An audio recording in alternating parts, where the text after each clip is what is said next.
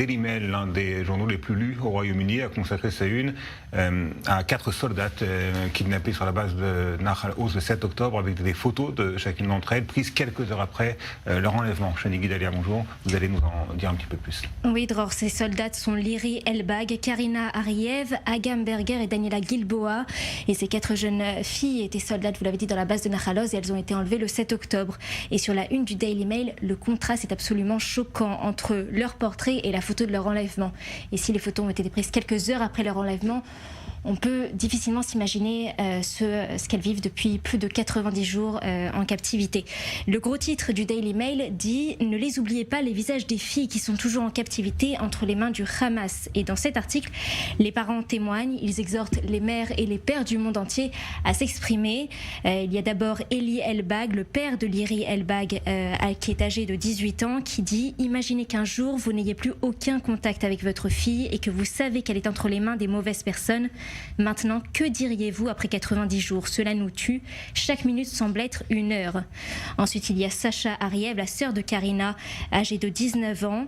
Elle dit « Nous souffrons, nous sommes impuissants. Ma mère est dans une situation terrible. Elle ne sait pas quoi faire. » Ensuite, il y a Shlomi, le père de Agam Berger, qui est âgé de 19 ans aussi.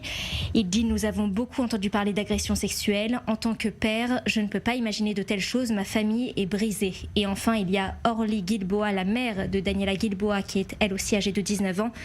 Elle dit « Imaginez que c'est votre fille, votre petite fille entre leurs mains.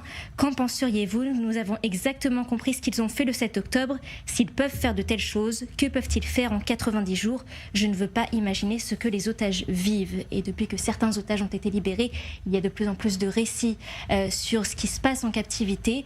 L'une des otages qui a témoigné, des ex-otages, elle s'appelle Ren Goldstein Almog. Elle a été libérée avec 3 de ses enfants, puisque son aîné a été assassiné le 7 octobre.